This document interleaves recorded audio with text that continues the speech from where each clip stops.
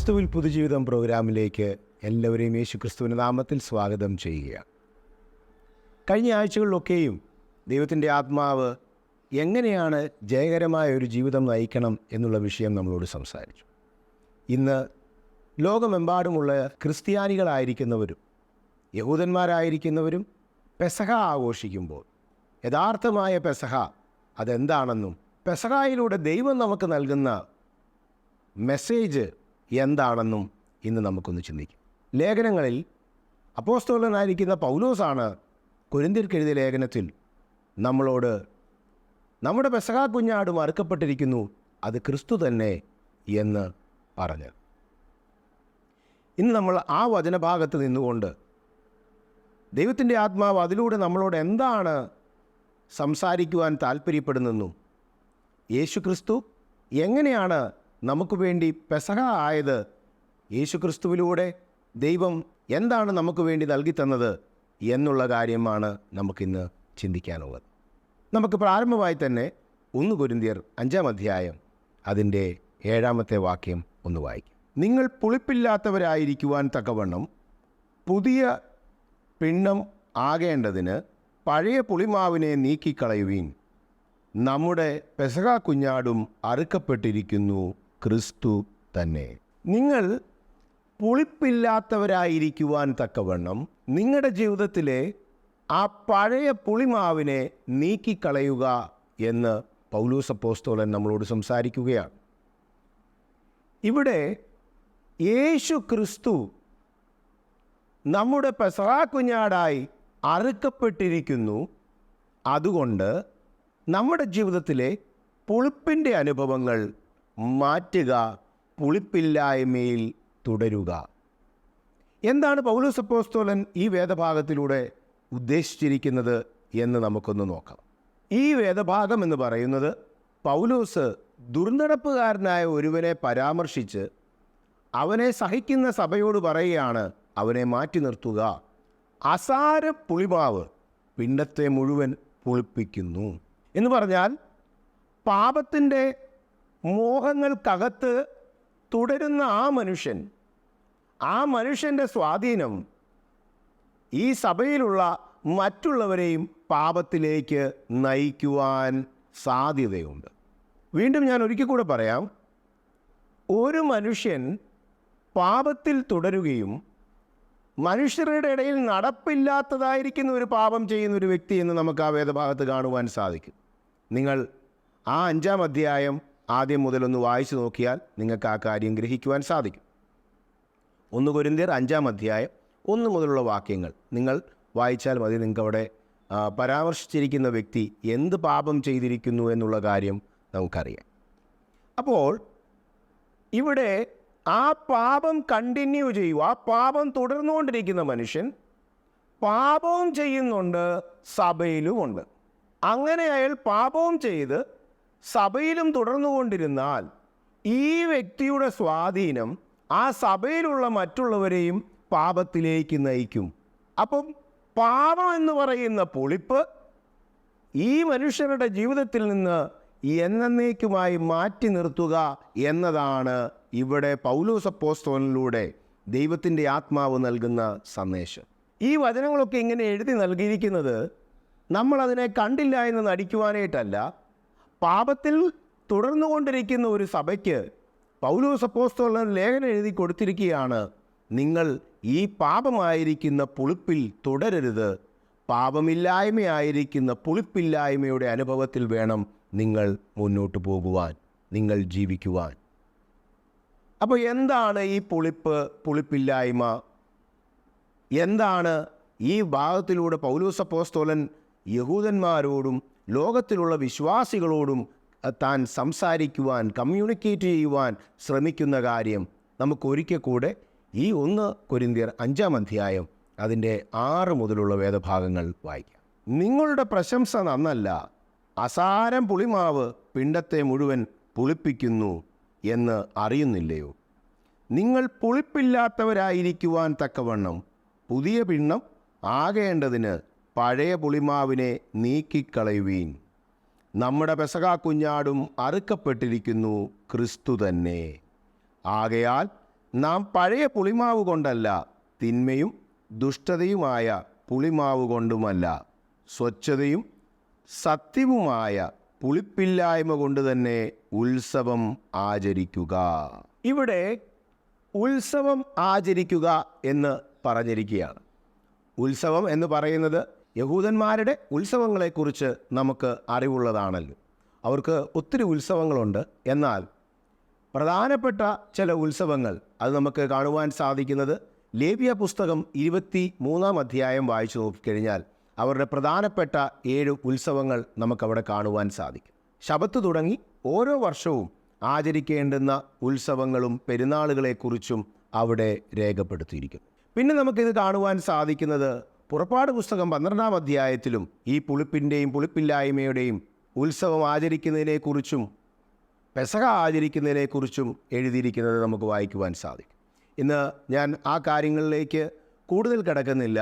നിങ്ങളുടെ അറിവിലേക്കായിട്ട് പറയട്ടെ, ലേവ്യ പുസ്തകം 23-ാം അധ്യായം, അതുപോലെ തന്നെ പുറപ്പാട് പുസ്തകം 12-ാം അധ്യായം നിങ്ങൾ വായിച്ചാൽ നിങ്ങൾക്ക് കൂടുതൽ അതിനെക്കുറിച്ച് ഗ്രഹിക്കുവാൻ സാധിക്കും. പെസഹ എന്ന് പറയുന്നത് ഒരു ഓർമ്മ കൊണ്ടാടലാണ്. എന്തിൻ്റെയാണ് ഓർമ്മ കൊണ്ടാടുന്നത്? പുറപ്പാട് പുസ്തകം 12-ാം അധ്യായം അതിൻ്റെ 14-15 വാക്യങ്ങൾ വേഗത്തിൽ നമുക്കൊന്ന് വായിക്കാം. ഈ ദിവസം നിങ്ങൾക്ക് ഓർമ്മനാളായിരിക്കണം. നിങ്ങൾ അത് യഹോവയ്ക്ക് ഉത്സവമായി ആചരിക്കണം. തലമുറ തലമുറയായും നിത്യനിയമമായും നിങ്ങൾ അത് ആചരിക്കണം. 7 ദിവസം നിങ്ങൾ പുളിപ്പില്ലാത്ത അപ്പം തിന്നണം. 1-ാം ദിവസം തന്നെ പുളിച്ച മാവ് നിങ്ങളുടെ വീടുകളിൽ നിന്ന് നീക്കണം. 1-ാം ദിവസം മുതൽ 7-ാം ദിവസം വരെ ആരെങ്കിലും പുളിപ്പുള്ള അപ്പം തിന്നാൽ അവനെ ഇസ്രായേലിൽ നിന്ന് ഛേദിച്ച് കളയണം. 1-ാം ദിവസത്തിലും 7-ാം ദിവസത്തിലും നിങ്ങൾക്ക് വിശുദ്ധ സഭായോഗം ഉണ്ടാകണം. അന്ന് അവരവർക്ക് വേണ്ടുന്ന ഭക്ഷണം ഒരുക്കുകയല്ലാതെ ഒരു വേലയും ചെയ്യരുത്. പുളിപ്പില്ലാത്ത അപ്പത്തിൻ്റെ പെരുന്നാൾ നിങ്ങൾ ആചരിക്കണം. ഈ ദിവസത്തിൽ തന്നെയാകുന്നു ഞാൻ നിങ്ങളുടെ ഗണങ്ങളെ മിസ്രയീമിൻ ദേശത്തു നിന്ന് പുറപ്പെടുവിച്ചിരിക്കുന്നത്. അതുകൊണ്ട് ഈ ദിവസം തലമുറ തലമുറയായും നിത്യനിയമമായും നിങ്ങൾ ആചരിക്കണം. 1-ാം മാസം 14-ാം തീയതി വൈകുന്നേരം മുതൽ ആ മാസം 21-ാം തീയതി വൈകുന്നേരം വരെ നിങ്ങൾ പുളിപ്പില്ലാത്ത അപ്പം തിന്നണം. ഈ വേദഭാഗങ്ങൾ വായിക്കുമ്പോൾ എന്തുകൊണ്ടാണ് ഈ പുളിപ്പില്ലാത്ത അപ്പത്തിൻ്റെ പെരുന്നാൾ ആഘോഷിക്കണം എന്ന് പറഞ്ഞിരിക്കുന്ന കാര്യങ്ങളൊക്കെയും നമുക്ക് മനസ്സിലാവും. ഇതൊരു ഓർമ്മ കൊണ്ടാടലാണ്. ഞാൻ വേഗത്തിൽ ചുരുക്കി പറയാം. ഒന്ന്, പെസഹ എന്ന് പറയുന്ന കാര്യം ആചരിക്കണം. എന്തുകൊണ്ടാണ് പെസഹ ആചരിക്കണം എന്ന് പറയുന്നത്? പെസഹ ആചരിക്കേണ്ട ദിവസം 1-ാം മാസമായിരിക്കുന്ന ആ മാസത്തിൻ്റെ 14-ാം തീയതി പെസഹ ആചരിക്കണം. 15-ാം തീയതി എന്ന് പറയുന്ന ദിവസം പുളിപ്പില്ലാത്ത അപ്പത്തിൻ്റെ പെരുന്നാൾ ആഘോഷിക്കണം. അപ്പോൾ പെസഹയും പുളിപ്പില്ലാത്ത അപ്പത്തിൻ്റെ പെരുന്നാളും ഒരുമിച്ച് ഏകദേശം ഒരേ സമയങ്ങളിൽ ആഘോഷിക്കുകയാണ്. ഇത് എന്തിൻ്റെ ഓർമ്മയാണ്? മിസ്രയീം ദേശത്ത് നിന്ന് ദൈവം അവരെ വിടുവിച്ചു കൊണ്ടുവന്നിരിക്കുന്നതിൻ്റെ ഓർമ്മയാണ്. നമ്മൾ ആ പുറപ്പാട് പുസ്തകം വായിക്കുമ്പോൾ സംഹാരദൂതൻ ഇറങ്ങി അവിടെ കടിഞ്ഞൂലിനെയൊക്കെയും സംഹരിക്കുമ്പോൾ യഹൂദന്മാരായിരിക്കുന്ന ഈ ദൈവത്തിൻ്റെ മക്കളോട് പറയുകയാണ്, ഒരു കുഞ്ഞാടിനെ അറക്കുക, അതിൻ്റെ രക്തം കട്ടളമേലും കുറുമടിമേലും പുരട്ടുക. അപ്പോൾ സംഹാരകൻ അവിടെ വന്ന് കടിഞ്ഞൂൽ സംഹാരം നടത്തുമ്പോൾ ഏതൊക്കെ ഭവനങ്ങളിലാണോ കട്ടളമേലും കുറുമടിമേലും കുഞ്ഞാടിൻ്റെ രക്തം കാണുന്നത്, സംഹാരദൂതൻ ആ വീടിനെ കടന്നുപോകും. പാസ് ഓവർ കടന്നുപോകും. ആ കടന്നുപോക്കിൻ്റെ ഓർമ്മയാണ് പെസഹ ആയിട്ട് ആചരിക്കുന്നത്. അവിടെ നിന്ന് മിസ്രയീമിൽ നിന്ന് അവരെ ദൈവം വിടുവിച്ചു കൊണ്ടുവരുന്നതാണ് അടുത്തത്. അപ്പോൾ പുളിപ്പില്ലാത്ത അപ്പം, ആ പുളിച്ചു പൊങ്ങുവാനുള്ള ടൈം എന്ന് പറഞ്ഞാൽ നമുക്കറിയാം, ഈ 12-ാം അധ്യായം വായിക്കുമ്പോൾ അവിടെ അവർ ആ മാവെടുത്ത് കൊണ്ടുവന്ന് അവർ വഴിയിൽ ദോശ ചുട്ടു എന്നുള്ളതാണ് നമുക്ക് കാണുവാൻ സാധിക്കുന്നത്. അപ്പം നമ്മുടെ മനസ്സിലിരിക്കുന്ന ദോശ നമ്മുടെ നാട്ടിലെ ദോശയാണ്. അപ്പോൾ അതിൻ്റെ ഒരു ട്രാൻസ്ലേഷൻ വന്നതുകൊണ്ടാണ് അങ്ങനെ വന്നിരിക്കുന്നത്. എന്നാൽ ഇംഗ്ലീഷ് ബൈബിളിലൊക്കെയും അപ്പം എന്നാണ് നമുക്ക് കാണുവാൻ സാധിക്കുന്നത്. അപ്പോൾ അവർ പുളിപ്പില്ലാത്ത അപ്പം ചുട്ടെടുത്തു. കാര്യം നമുക്കറിയാം, ഇവിടെ ദോശ ഉണ്ടാക്കുകയാണെങ്കിൽ പോലും വൈകുന്നേരം അരച്ച് വെച്ച് പിറ്റേ ദിവസം രാവിലെ ഇത് പൊങ്ങി വരും. പുളിച്ച് പൊങ്ങി വന്നാണ് നമ്മൾ അപ്പം ചുടുക. ഇവിടെ ഇവർ വേഗത്തിൽ തിടുക്കത്തിൽ ഇറങ്ങിപ്പോരുക എന്നുള്ളതാണ് ദൈവം അവരോട് പറഞ്ഞിരിക്കുന്നത്. ഈ കടിഞ്ഞൂൽ സംഹാരം നടന്ന് കഴിയുമ്പോൾ പെട്ടെന്ന് അവർ തിടുക്കത്തിൽ ഇറങ്ങിപ്പോരുക. അപ്പോൾ പോരുമ്പം ഈ പെസഹ ആചരിക്കേണ്ടത് എങ്ങനെയാണെന്ന് എക്സോഡസിൽ, ഈ പുറപ്പാട് പുസ്തകത്തിൽ പറഞ്ഞിരിക്കുന്നത്, അവർ തിടുക്കത്തിൽ കാലിൽ ചെരുപ്പിട്ട് അരമുറുക്കി അങ്ങനെ തിടുക്കത്തിൽ നിന്നുകൊണ്ട് കയ്പുള്ള ചീരയൊക്കെ കഴിച്ച് ഈ പുളിപ്പില്ലാത്ത അപ്പം കഴിക്കുക എന്നതാണ് അവിടെ നമുക്ക് കാണുവാൻ സാധിക്കുന്നത്. തിടുക്കത്തിൽ പുറപ്പെട്ട് പോരുമ്പോൾ തിടുക്കത്തിൽ ചെയ്യുന്ന പോലെ ചെയ്യുക. അപ്പോൾ ഈ പുളിച്ചു പോകുവാനുള്ള സമയം കിട്ടുന്നതിന് മുമ്പേ ഇത് പുളിപ്പില്ലാത്ത അപ്പം അവരുണ്ടാക്കി കഴിക്കുകയാണ്. വേഗത്തിൽ ഇറങ്ങിപ്പോരുക. അടിമ 430 സംവത്സരം അടിമകളായിട്ട് വസിച്ചിരുന്ന ആ ദേശം വിട്ട് അവർ സ്വാതന്ത്ര്യം പ്രാപിച്ച് പോരുകയാണ്. അപ്പോൾ ആ സമയത്ത് അവർ തിടുക്കത്തിൽ ഇത് കഴിച്ച്, ഭക്ഷണം കഴിച്ച്, കടിഞ്ഞൂൽ സംഹാരത്തിൽ നിന്ന് രക്ഷപ്പെട്ട് അവർ ഭക്ഷണമൊക്കെ കഴിച്ച് അവിടുന്ന് പോരുന്നതിൻ്റെ ഓർമ്മയായി അവർ കൊണ്ടാടുന്നതാണ് പെസഹ പെരുന്നാൾ, പുളിപ്പില്ലാത്ത അപ്പത്തിൻ്റെ പെരുന്നാൾ, ആദ്യബല പെരുന്നാൾ, പെന്തക്കോസ്തി. ഇതെല്ലാം ഇതുമൊക്കെയായിട്ട് കണക്റ്റഡാണ്. ഈ കാര്യങ്ങളൊക്കെയും ഈ വേദഭാഗങ്ങളിൽ നമുക്ക് കൂടുതൽ ആഴത്തിൽ മനസ്സിലാക്കുവാൻ സാധിക്കുന്നുണ്ട്. ഇന്ന് അതിൻ്റെ കൂടുതൽ കാര്യങ്ങളിലേക്ക് നമ്മൾ പോകുന്നില്ല. ക്രിസ്തുവിനോട് ചേർന്ന് നിന്ന് നമ്മൾ ഈ കാര്യങ്ങൾ പഠിക്കുമ്പോൾ ക്രിസ്തു യേശു നിവർത്തിച്ചിരിക്കുന്നത് എന്തൊക്കെയാണെന്ന് മനസ്സിലാക്കുവാൻ സാധിക്കും. അപ്പോൾ പെസഹ എന്ന് പറയുന്നത് അവരെ മിസ്രയീം ദേശത്തിൽ നിന്ന് വിടുവിച്ചുകൊണ്ട് വന്നതിൻ്റെ ഒരു ഓർമ്മയാണ്. കടിഞ്ഞൂൽ സംഹാരത്തിൽ നിന്ന് രക്ഷപ്പെട്ടതിൻ്റെ ഒരു ഓർമ്മയാണ്. അവരുടെ ജീവിതത്തിൽ നിന്ന് പുളിപ്പ് മാറ്റിവെക്കണം എന്ന് പറഞ്ഞുകൊണ്ട് ജീവിതത്തിൽ ഒരു പുളിപ്പില്ലായ്മയിൽ ജീവിക്കണം എന്ന് പറഞ്ഞിരിക്കുന്നതാണ് പൗലോസ് അപ്പോസ്തലൻ എടുത്തു പറഞ്ഞിരിക്കുന്നത്. നമ്മുടെ ജീവിതത്തിൽ പാപത്തിൻ്റെ പുളിപ്പൊന്നും കാണരുത്. കാരണം യേശു ക്രിസ്തു മുഖാന്തരം നമ്മുടെ പാപങ്ങളെയൊക്കെയും കഴുകി വിശുദ്ധമാക്കി നമ്മളെ നിർത്തിയിരിക്കുമ്പോൾ പാപമില്ലായ്മയായിരിക്കുന്ന, പുളിപ്പില്ലായ്മയായിരിക്കണം നമ്മുടെ ജീവിതത്തിൽ ഉണ്ടാകേണ്ടുന്നത്. അതാണ് ഈ ലേഖനങ്ങൾക്കകത്തൊക്കെയും പൗലോസ് അത്രയും ശക്തമായ വരികളിലൂടെ പൗലോസ് അപ്പോസ്തലൻ നമുക്ക് ഈ ലേഖനങ്ങൾ എഴുതി തന്നിരിക്കുന്നത്. നമ്മുടെ ജീവിതത്തിൽ പാപത്തിൻ്റെ പേര് പറയുപോലും അരുത്. അങ്ങനെ ലോകത്തിൻ്റെ മോഹങ്ങളിൽ നമ്മൾ കുടുങ്ങിപ്പോകരുത്. കാരണം നമ്മളെ വിലയ്ക്ക് വാങ്ങിയത് യേശു ക്രിസ്തുവിൻ്റെ രക്തത്താലാണ്. യേശുവിൻ്റെ രക്തമാണ് നമ്മുടെ പാപത്തിൻ്റെ മോചനത്തിനായിട്ട് ചൊരിയപ്പെട്ടിരിക്കുന്നത്. നമ്മുടെ പാപമോചനത്തിനായിട്ട് ചൊരിയപ്പെട്ടിരിക്കുന്ന യേശു ക്രിസ്തുവിൻ്റെ രക്തം ഇന്നും നമുക്ക് വേണ്ടി ഉള്ളതുകൊണ്ട് നമ്മുടെ ജീവിതത്തിൻ്റെ പാപത്തിൻ്റെ സകല പുളിപ്പുകളിൽ നിന്നും നമ്മളെ തന്നെ സൂക്ഷിക്കുക. ജീവിതത്തിൽ പാപത്തിൻ്റെ പുളിപ്പ് പാടില്ല. നമ്മുടെ പെസഹ കുഞ്ഞാട് അറുക്കപ്പെട്ടിരിക്കുന്നു. ഇനി സ്തോത്രം, ഈ പെസഹ എന്നേക്കും നിത്യ നിയമമായിരിക്കണം എന്ന് പറയും.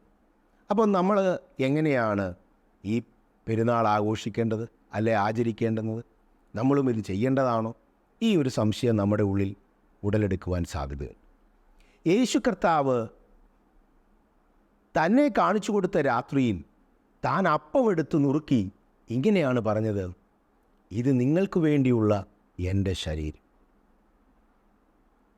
നിങ്ങളുടെ പാപങ്ങളുടെ മോചനത്തിനായിട്ട് ഞാൻ നുറുക്കപ്പെടുകയാണ്.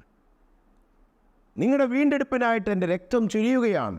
ഇത് പറഞ്ഞുകൊണ്ട് താൻ പറയുകയാണ്, ഞാൻ വരുവോളം നിങ്ങൾ എൻ്റെ ഓർമ്മയ്ക്കായി ഇവണ്ണം ചെയ്യുകയും.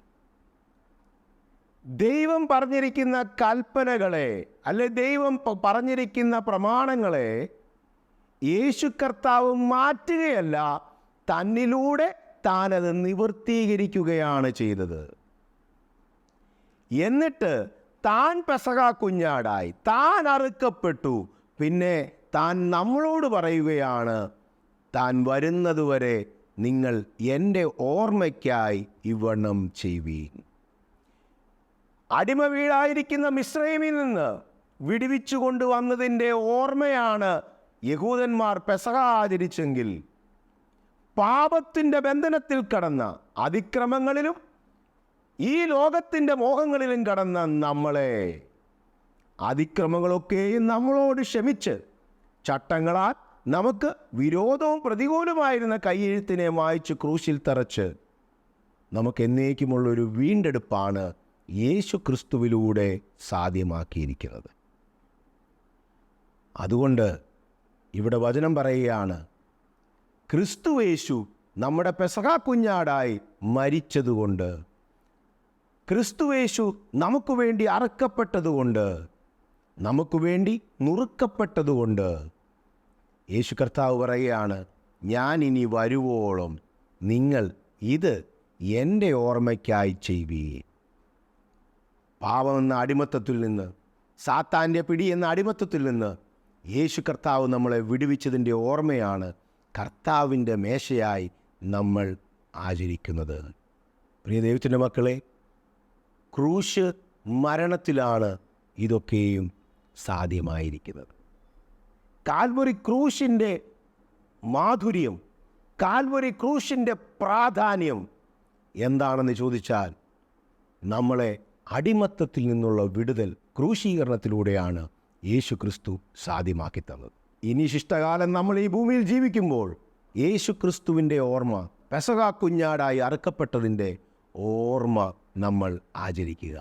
അതുകൊണ്ടാണ് പൗലോസ് അപ്പോസ്തലൻ 1 കൊരിന്ത്യർ 5-ാം അധ്യായം അതിൻ്റെ 7-ാം വാക്യത്തിൽ ഇങ്ങനെ പറഞ്ഞിരിക്കുന്നത്, എങ്ങനെയാണ് നമ്മൾ ഉത്സവം ആചരിക്കേണ്ടത്? നിങ്ങൾ പുളിപ്പില്ലാത്തവരായിരിക്കുവാൻ തക്കവണ്ണം പുതിയ പിണ്ണം ആകേണ്ടതിന് പഴയ പുളിമാവിനെ നീക്കിക്കളയുവീൻ. നമ്മുടെ പെസഹ കുഞ്ഞാടും അറുക്കപ്പെട്ടിരിക്കുന്നു ക്രിസ്തു തന്നെ. ആകയാൽ നാം പഴയ പുളിമാവ് കൊണ്ടല്ല, തിന്മയും ദുഷ്ടതയുമായ പുളിമാവ് കൊണ്ടുമല്ല, സ്വച്ഛതയും സത്യവുമായ പുളിപ്പില്ലായ്മ കൊണ്ട് തന്നെ ഉത്സവം ആചരിക്കുക. പഴയ പുളിമാവ് കൊണ്ടല്ല, അല്ലെങ്കിൽ അക്ഷരാർത്ഥത്തിൽ ഉള്ള ആ പുളിപ്പില്ലാത്ത അപ്പം കൊണ്ടോ അല്ല ഇനി നമ്മൾ ഉത്സവം ആചരിക്കേണ്ടുന്നത്. തിന്മയും ദുഷ്ടതയുമായിരിക്കുന്ന പുളിമാവ് കൊണ്ടും അല്ല, അല്ലെങ്കിൽ ഒരു പുളിപ്പില്ലാത്ത അപ്പം എന്ന് പറയുന്ന ഒരു മെറ്റീരിയൽ, ഒരു വസ്തു കൊണ്ടുമല്ല നമ്മൾ ഇന്ന് ഉത്സവം ആചരിക്കേണ്ടത്. അടുത്ത സ്വാധീനമാണ് പാപത്തിൻ്റെ സ്വാധീനം, തിന്മയുടെ സ്വാധീനം. ആ പുളിപ്പ് കൊണ്ടുമല്ല നമ്മൾ ഈ ഉത്സവം ആചരിക്കേണ്ടത്. പിന്നെ എങ്ങനെയാണ് നമ്മൾ ഈ ഉത്സവം ആചരിക്കേണ്ടുന്നത്? തിന്മയും ദുഷ്ടതയും ആയ പുളിമാവും കൊണ്ടുമല്ല, സ്വച്ഛതയും സത്യവുമായ പുളിപ്പില്ലായ്മ കൊണ്ട് തന്നെ ഉത്സവം ആചരിക്കുക. അപ്പോൾ പാപത്തിൻ്റെയും ഒക്കെയുള്ള ആ മുഴുവൻ സ്വാധീനങ്ങളും ആ പുളിപ്പും നമ്മുടെ ജീവിതത്തിൽ നിന്ന് മാറ്റി നിർത്തിക്കൊണ്ട് യേശു ക്രിസ്തുവാകുന്ന പെസഹ കുഞ്ഞാട് നമുക്ക് വേണ്ടി അറുക്കപ്പെട്ടതിൻ്റെ ഓർമ്മയിൽ നമ്മൾ ജീവിക്കുന്നതാണ് ദൈവത്തിന് ഹിതമുള്ള ഉത്സവവും പെരുന്നാളും ആചാരവും. അത് ബാഹ്യമായ ചില പ്രകടനങ്ങളല്ല, മറിച്ച് ആമേൻ സ്തോത്രം, യേശു ക്രിസ്തുവിനോട് ചേർന്നുള്ള സത്യസന്ധമായിട്ടുള്ളൊരു ജീവിതമാണ് യേശു കർത്താവ് നമ്മളോട് പറയുന്നത്. നമുക്ക് കൊലോസ്യർക്ക് എഴുതിയ ലേഖനത്തിൽ പൗലോസ് അപ്പോസ്തലൻ ഈ യാഗത്തിലൂടെ സാധ്യമാക്കിയ കാര്യത്തെക്കുറിച്ച് പറയുന്നതും ഈ പെരുന്നാൾ, വാവ്, ശബത്ത് എന്നീ കാര്യങ്ങളെ നമ്മളിപ്പോൾ ആചരിക്കണമോ വേണ്ടയോ എന്നുള്ള കാര്യം പറയുന്നതും കൂടെ വായിച്ചുകൊണ്ട് നമുക്കിന്നത്തെ ഈ വചനം ശുശ്രൂഷ ഇവിടെ അവസാനിപ്പിക്കുക. കൊലോസ്യർക്ക് എഴുതിയ ലേഖനം 2-ാം അധ്യായം 13 മുതലുള്ള വേദഭാഗങ്ങൾ വായിക്കുന്നു. അതിക്രമങ്ങളിലും നിങ്ങളുടെ ജഡത്തിൻ്റെ അഗ്രചർമ്മത്തിലും മരിച്ചവരായിരുന്ന നിങ്ങളെയും അവൻ അവനോടുകൂടെ ജീവിപ്പിച്ചു. അതിക്രമങ്ങളൊക്കെയും നമ്മളോട് ക്ഷമിച്ച് ചട്ടങ്ങളാൽ നമുക്ക് വിരോധവും പ്രതികൂലവുമായിരുന്ന കൈയെഴുത്ത് മായ്ച്ച് ക്രൂശിൽ തറച്ച് നടുവിൽ നിന്ന് നീക്കിക്കളഞ്ഞു. വാഴ്ചകളെയും അധികാരങ്ങളെയും ആയുധവർഗം വെപ്പിച്ച് ക്രൂശിൽ അവരുടെ മേൽ ജയോത്സവം കൊണ്ടാടി അവരെ പരസ്യമായ കാഴ്ചയാക്കി. അതുകൊണ്ട് ഭക്ഷണപാനങ്ങൾ സംബന്ധിച്ചോ പെരുന്നാൾ, വാവ്, ശബത്ത് എന്നീ കാര്യത്തിലോ ആരും നിങ്ങളെ വിധിക്കരുത്. ഇവ വരുവാനിരുന്നവയുടെ നിഴലത്രേ, ദേഹമെന്നതോ ക്രിസ്തുവിന് ഉള്ളത്. ഈ പെസഹയൊക്കെയും വരുവാനിരുന്നവയുടെ നിഴലാണ്. പെരുന്നാൾ, വാവ്, ശബത്ത് എന്നീ കാര്യങ്ങളൊക്കെയും വരുവാനിരുന്നവയുടെ നിഴലാണ്. പഴയ നിയമത്തിലെ ആചാരങ്ങൾ നല്ല ശതമാനം യഹൂദന്മാർക്ക് ദൈവം പറഞ്ഞു കൊടുത്തത് വരുവാനിരുന്നവയുടെ നിഴലാണ്. എന്നാൽ ക്രിസ്തുയേശു വന്ന് ഇതൊക്കെയും പൂർത്തീകരിച്ചു. യേശു കർത്താവ് പെസഹ കുഞ്ഞാടായി അറുക്കപ്പെട്ടു. നമുക്ക് ലേവ്യ പുസ്തകത്തിൽ വായിക്കുമ്പോഴും പുറപ്പാട് പുസ്തകത്തിൽ 12-ാം അധ്യായം വായിക്കുമ്പോഴും ലേവ്യ പുസ്തകത്തിൽ 23-ാം അധ്യായം വായിക്കുമ്പോഴും ആദ്യ മാസമായിരിക്കുന്ന നിസാൻ മാസം 14-ാം തീയതി എന്ന് പറയുന്ന ദിവസം പെസഹ, 15-ാം തീയതി പുളിപ്പില്ലാത്ത അപ്പത്തിൻ്റെ പെരുന്നാൾ, പിന്നെ അടുത്ത ദിവസം എന്ന് പറയുന്നത് ആദ്യഫലം പുരോഹിതന്റെ സന്നിധിയിൽ കൊണ്ടുവരുന്ന ആ ദിവസം. പ്രിയ ദൈവത്തിന്റെ മക്കളെ, യേശു ക്രിസ്തുവിന്റെ മരണ പുനരുദ്ധാനവുമായി നിഴലായിരുന്നതിനെ പൊരുളിലേക്ക് കൊണ്ടുവരുന്നത് യേശുവിൻ്റെ മരണ പുനരുദ്ധാനത്തിലാണ്. പെസഹയുടെ അന്ന് യേശു കർത്താവ് താൻ നമുക്ക് വേണ്ടി കുഞ്ഞാടായി മരിക്കുകയാണ്. തൻ്റെ മരണമടക്കത്തിലൂടെ പുളിപ്പില്ലാത്ത അപ്പത്തിൻ്റെ പെരുന്നാൾ ആഘോഷിക്കുന്ന അതേ ദിവസം താൻ മരണത്തിൽ അടക്കപ്പെടുന്നതിലൂടെ ഈ ലോകത്തിൽ നിന്ന് കർത്താവിൽ ആശ്രയിക്കുന്ന മക്കളെ പാപമെന്ന പുളിപ്പിൽ നിന്ന് വേർതിരിക്കുന്നതിൻ്റെ ഒരു ആചരണം അവിടെ നടക്കുകയാണ്. വേർതിരിക്കുന്നതിൻ്റെ ഒരു വലിയ മർമ്മം അവിടെ സംഭവിക്കുകയാണ്. അതിനുശേഷം യേശു ക്രിസ്തുവിൻ്റെ ഉയർത്തെഴുന്നേൽപ്പ്, ആദ്യ ഫലം പുരോഹിതൻ്റെ അടുക്കൽ കൊണ്ടുവരുന്ന ആ പെരുന്നാൾ, ആ ഉത്സവം, പൗലോസ് അപ്പോസ്തലൻ അതിനെക്കുറിച്ച് പറയുകയാണ്. ആദ്യ ഫലം ക്രിസ്തു, പിന്നെ ക്രിസ്തുവിനുള്ളവർ അവൻ്റെ വരവിങ്കൽ. ആദ്യ ഫലമായിട്ട് യഹൂദന്മാർ ആചരിച്ചു കൊണ്ടിരിക്കുന്ന അതേ ദിവസം നമ്മുടെ കർത്താവായിരിക്കുന്ന യേശു ക്രിസ്തു ആദ്യ ഫലമായിട്ട് ഉയർത്തെഴുന്നേറ്റിരിക്കുന്നു. ഇനിയൊരു വലിയൊരു ഹാർവസ്റ്റിംഗ് ആണ്. ആ ആദ്യ ഫലത്തിൻ്റെ പെരുന്നാൾ ആഘോഷിക്കുന്ന ആ ദിവസം തൊട്ട് 50-ാമത്തെ ദിവസമാണ് മറ്റുള്ള കറ്റകൾ ശേഖരിക്കുന്നത്. ആ 50-ാം ദിവസമാണ് പെന്തക്കോസ്തി നാൾ. ആ പെന്തക്കോസ്തി നാളിലാണ് ദൈവത്തിൻ്റെ പരിശുദ്ധാത്മാവിനെ ഈ ഭൂമിയിലേക്ക് നൽകിക്കൊണ്ട് എന്നേക്കുമായി അടിമനുഖത്തിൽ നിന്നുള്ള വിടുതലിന് നമ്മളെ ധൈര്യത്തോടുകൂടെ നടത്തുവാൻ ഒരു നിത്യസഹായകനായിരിക്കുന്ന പരിശുദ്ധാത്മാവെന്ന വാഗ്ദത്തത്തെ നമുക്ക് നൽകിയിരിക്കുകയാണ്. പ്രിയ ദൈവത്തിൻ്റെ മക്കളെ, പൗലോസിന് ഈ മർമ്മം വെളിപ്പെട്ടു വന്നു. താനേ ഒരു മർമ്മം തൻ്റെ വിശ്വാസ സമൂഹത്തോട്, തൻ്റെ കൂട്ടു സഹോദരങ്ങളോട് പറഞ്ഞ് ഫലിപ്പിക്കുവാൻ താൻ പ്രസവവേദനപ്പെടുകയാണ്. എങ്ങനെയെങ്കിലും ഈ ആചാരാനുഷ്ഠാനങ്ങൾ ചെയ്തുകൊണ്ടിരിക്കുന്നതൊക്കെ ക്രിസ്തുയേശുവിൽ പൂർത്തീകരിക്കുകയും യേശു ക്രിസ്തുവിൽ വിശ്വസിച്ചാൽ ഈ രക്ഷയുടെ അനുഭവം നമുക്ക് സാധ്യമാക്കുകയും ചെയ്യുവാൻ സാധിക്കും. ഇതൊന്ന് പറഞ്ഞ് ഫലിപ്പിക്കുവാൻ ഈ മനുഷ്യൻ കഷ്ടപ്പെടുകയാണ്. പ്രിയ ദൈവത്തിൻ്റെ മക്കളെ, ഇന്ന് ലോകമൊക്കെയും പെസഹ ആഘോഷിക്കുമ്പോൾ നമ്മുടെ പെസഹ കുഞ്ഞാട് അറുക്കപ്പെട്ടിരിക്കുന്നു, ക്രിസ്തു തന്നെ. അതുകൊണ്ട് ഇനി പുളിപ്പില്ലാത്ത അപ്പത്തിൻ്റെ പെരുന്നാൾ ആഘോഷിക്കാൻ നിൽക്കുകയല്ല. നമ്മുടെ ജീവിതത്തിൽ നിന്ന് പാപത്തിൻ്റെ പുളിപ്പിനോട് എന്നേക്കുമായിട്ടൊരു ഗുഡ് ബൈ പറഞ്ഞുകൊണ്ട് ദൈവത്തിൻ്റെ ആത്മാവിൻ്റെ നിയോഗത്താൽ നമ്മൾ ദൈവഹിതപ്രകാരമുള്ളൊരു ജീവിതം നയിക്കുവാൻ നമ്മളെ തന്നെ സമർപ്പിച്ചാട്ടെ. ആദ്യഫലമായി ക്രിസ്തു ഉയർത്തെഴുന്നേറ്റിട്ടുണ്ടെങ്കിൽ നമ്മളും ഉയർത്ത് എഴുന്നേൽക്കും, നമ്മളും ശേഖരിക്കപ്പെടും, നമ്മളും പിതാവിൻ്റെ സന്നിധിയിൽ ഫലമുള്ള കറ്റകളായി ദൈവം നമ്മളെ ശേഖരിക്കും. പ്രിയ ദൈവത്തിൻ്റെ മക്കളെ, ഇന്ന് ഈ വചനം നമ്മുടെ ഹൃദയങ്ങളിൽ ക്രിയ ചെയ്യട്ടെ. ഇന്ന് പെസഹ അനുഷ്ഠിക്കുവാനായിട്ടല്ല, നമ്മുടെ ജീവിതത്തിൽ എന്നും നമ്മുടെ യേശു ക്രിസ്തുവിലൂടെ നമുക്ക് സാധ്യമാക്കി തന്ന ആ പെസഹായുടെ അനുഭവം, ആ പുളിപ്പില്ലായ്മയുടെ അനുഭവം നമ്മൾ ആസ്വദിച്ച് നമുക്ക് മുന്നോട്ട് ജയകരമായി ജീവിക്കാം. ഈ വചനങ്ങളാൽ കർത്താവ് നമ്മളെ ഓരോരുത്തരെയും നിറച്ച് അനുഗ്രഹിക്കുമാറാകട്ടെ. നമ്മുടെ പെസഹ കുഞ്ഞാടും അറുക്കപ്പെട്ടിരിക്കുന്നു. God bless you. ദൈവം ധാരാളമായി അനുഗ്രഹിക്കട്ടെ.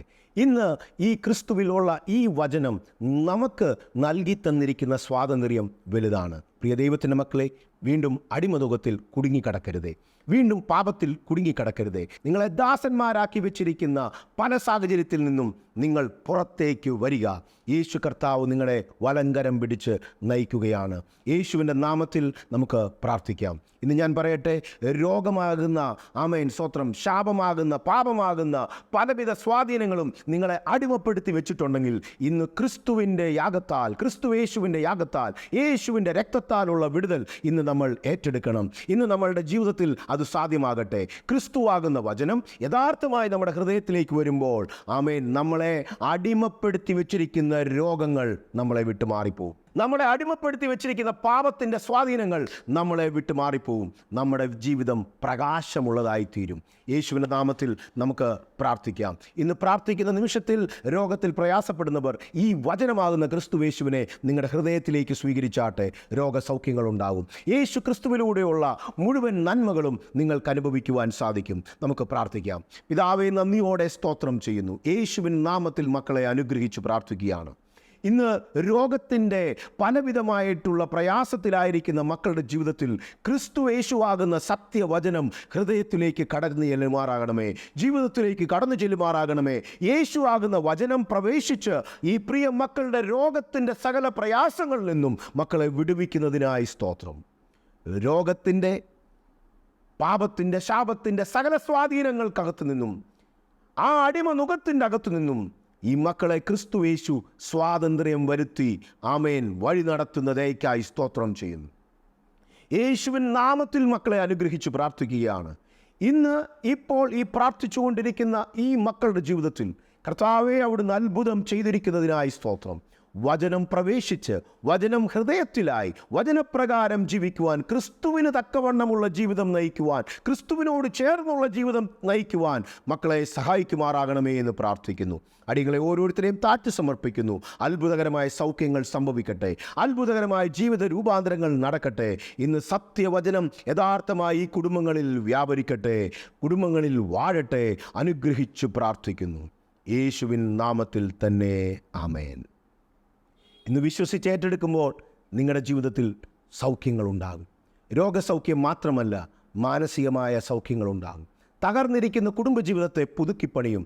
കാരണം സത്യവചനം നമ്മുടെ ഹൃദയത്തിൽ വന്നാൽ അതിൻ്റെ ക്രിയ ജീവിതത്തിൽ സംഭവിക്കും. ഇന്ന് അസമാധാനത്തോടെ ഇരിക്കുന്ന ആരെങ്കിലും കേൾക്കുന്നുണ്ടെങ്കിൽ, ജീവിതം തകർന്നു പോകുമെന്ന് ഭയപ്പെട്ട് ആരെങ്കിലും കേൾക്കുന്നുണ്ടെങ്കിൽ, ഈ ക്രിസ്തുയേശുവിനെ നിങ്ങളുടെ ജീവിതത്തിലേക്കൊന്ന് സ്വീകരിച്ചാട്ടെ. അത്ഭുതങ്ങൾ നടക്കും. God bless U. കർത്താവ് ധാരാളമായിട്ട് അനുഗ്രഹിക്കട്ടെ. ഈ ക്രിസ്തുയേശുവിനെ ഹൃദയത്തിൽ സ്വീകരിച്ചാട്ടെ, മുറുക്കെ പിടിച്ചാട്ടെ. കർത്താവിൻ്റെ വലിയ സന്തോഷത്തിൽ ജീവിച്ചാട്ടെ. ആമേൻ.